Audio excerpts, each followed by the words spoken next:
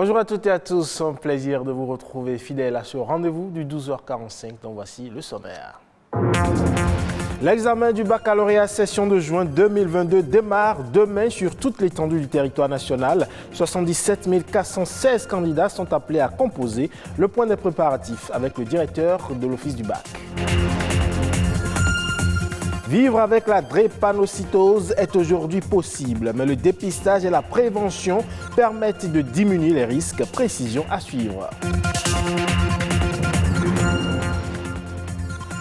Enfin, transpiration, mauvaise haleine, odeur de pieds et de mains. Les odeurs corporelles sont considérées comme incommodantes. Heureusement, des astuces et remèdes de grand-mère existent.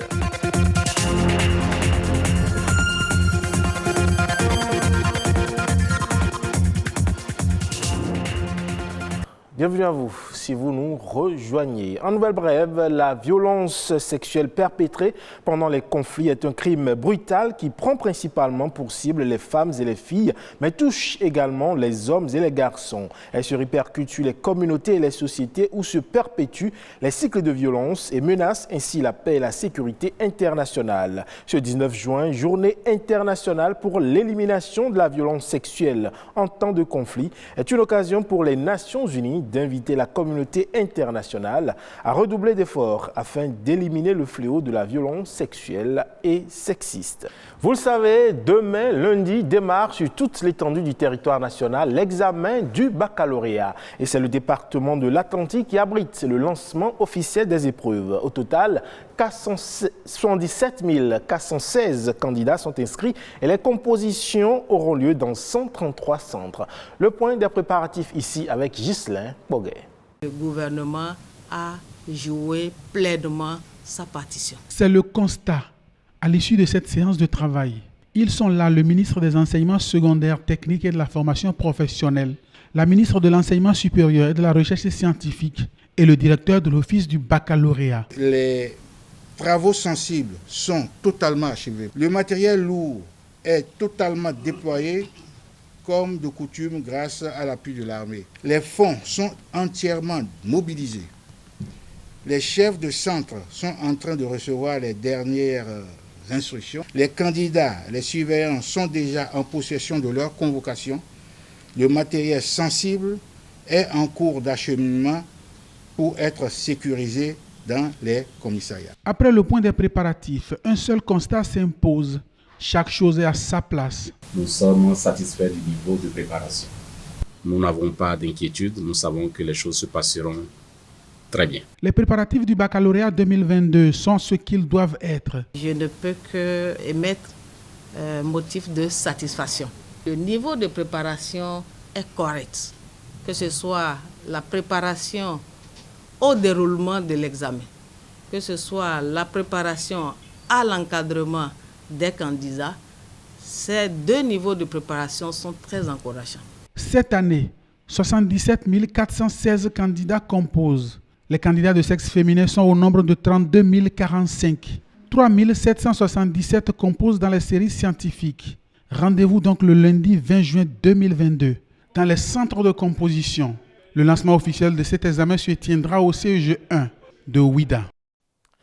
Parlons à présent de la drépanocytose, une maladie génétique qui touche plus de 50 millions de personnes dans le monde et qui altère la fonction de l'hémoglobine. Très présente sur le continent africain, notamment au sud du Sahara, cette pathologie fait de nombreuses victimes. Et pourtant, le dépistage précoce permet de mettre en place un suivi médical pour diminuer la gravité, voire même la fréquence des complications. Explication ici à travers cet élément. C'est à l'âge de 19 ans que cette jeune patiente apprend qu'elle est drépanocytaire. 2 ans après, elle doit faire face à une complication chronique de la maladie. Ses os se détériorent. C'est pas facile. Quand les crises viennent, on a mal partout. On prend nos comprimés. On a juste envie que les douleurs cessent. Impuissante face à cet état de son enfant, une mère dont la voix trahit le lourd regret que les yeux arrivent facilement à ne pas exprimer.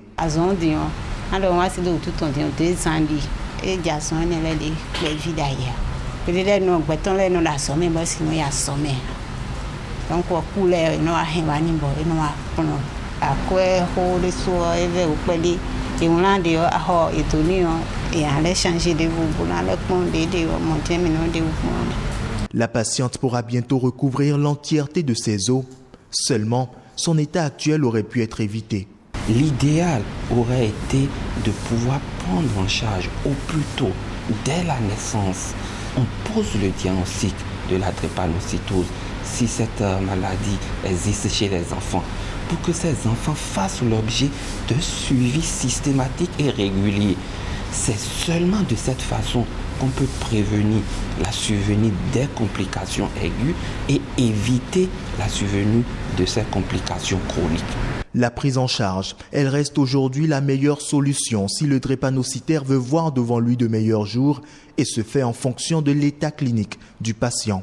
Nous avons la prise en charge primaire qui concerne le style de vie que doit adopter le patient drépanocytaire, qui inclut les consultations trimestrielles, les contrôles trimestriels. Le patient est censé boire 3 litres d'eau plate par jour.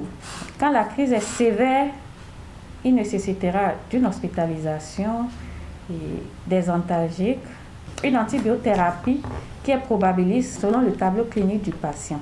Dès lors que le malade accède aux soins, je pense qu'il pourra vivre comme tout le monde. Guérir de la drépanocytose est bien possible aujourd'hui grâce à la médecine. Il y a des possibilités d'aller faire ce qu'on appelle de l'allogreffe. Ça veut dire qu'on va remplacer la moelle osseuse du patient, de la personne qui est drépanocytaire, par une moelle osseuse d'une personne qui n'est pas drépanocytaire. Et ça se fait déjà. Ça se fait même au Nigeria à côté. Ça se fait au Maroc. Ce qui vient et qui est en cours et qui va révolutionner beaucoup cette maladie, c'est la transgénétique. Des opérations encore très coûteuses et très contraignantes. Pour les médecins, le seul rempart est de ne pas s'unir quand les deux conjoints ont une électrophorèse de type AS ou AC. Vous ne le savez peut-être pas, mais quand l'on atteint la puberté, eh bien, l'organisme fabrique des substances grâce aux glandes sudoripares qui libèrent une odeur lorsqu'elles entrent en contact avec les bactéries de la peau. Il en découle alors les odeurs corporelles qui peuvent parfois être fortes, voire même désagréables. Heureusement, en plus des déodorants et des antitranspirants, eh bien, des remèdes de grand-mère existent également pour lutter contre les mauvaises odeurs. Les mauvaises odeurs peuvent être causées par beaucoup de choses comme le travail, d'accord. Ça peut être causé par ce que nous portons.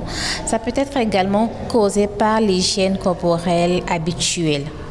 Lorsque vous êtes au bureau et que vous constatez que vous dégagez déjà, vous avez la chance de sentir vous-même que vous dégagez déjà ces mauvaises odeurs. Vous pouvez avoir dans votre petit sac soit des déodorants anti-odeur.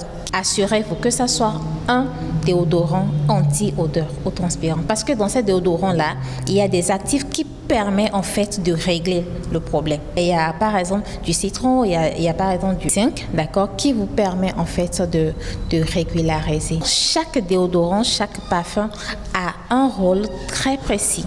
Donc, lorsque vous allez acheter, lisez simplement les notices pour savoir ce que vous voulez acheter avant de prendre. Sans quoi vous allez simplement aggraver le cas.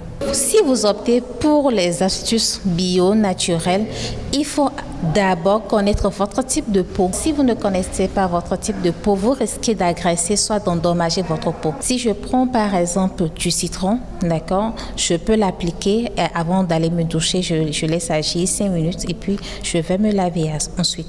Ou soit je peux utiliser soit du bicarbonate avec de l'eau que j'applique soigneusement avant d'aller se doucher. Il y a des gens qui ont l'habitude d'utiliser du citron mélangé avec du bicarbonate. Ça devient un peu plus fort.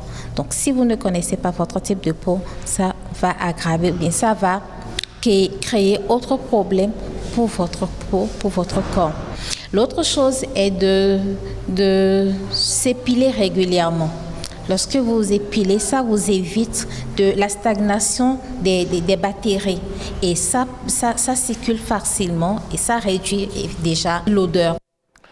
Manque d'informations, préjugés ou encore protection onéreuse. La période des menstruations est difficile à gérer pour les femmes et les jeunes filles. En Guinée, des opérations de sensibilisation sont menées par des associations auprès de la jeunesse. Elles se rendent dans les établissements scolaires pour échanger avec les filles et les garçons sur ce sujet, parfois ou souvent tabou. Fatou a 17 ans, elle est élève au lycée. Ce matin, elle révise ses leçons de français à la maison pour ne pas accumuler de retard. La jeune fille rate en effet régulièrement l'école. Moi, quand j'ai mes règles, je peux faire 4 à 5 jours sans aller à l'école. J'ai mal au ventre, j'ai des douleurs. Des fois, j'ai envie de vomir. Raison pour laquelle je ne pars pas à l'école. En plus, quand je pars à l'école, j'ai peur que mes amis se moquent de moi et surtout les garçons. Douleur, discrimination, désinformation, manque d'accès à l'eau ou aux sanitaires. Des milliers d'adolescents dans le pays sont victimes de ce que l'on appelle la précarité menstruelle. Pour lever le tabou, Aïcha mène dans les écoles de la capitale une campagne de sensibilisation.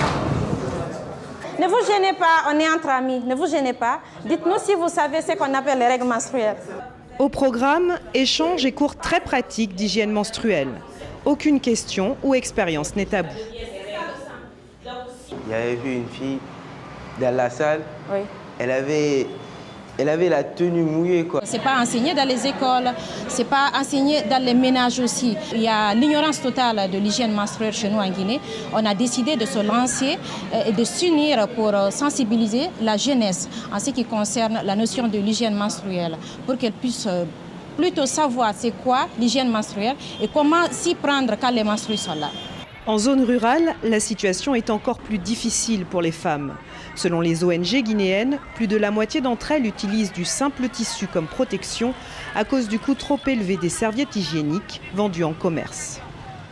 Vous l'avez compris, c'était un reportage de nos confrères de France 24. Et c'est là-dessus que prend fin cette édition du 12h45 que vous pouvez retrouver sur le site de l'ORTB, le www.ortb.bj. Merci pour votre aimable attention.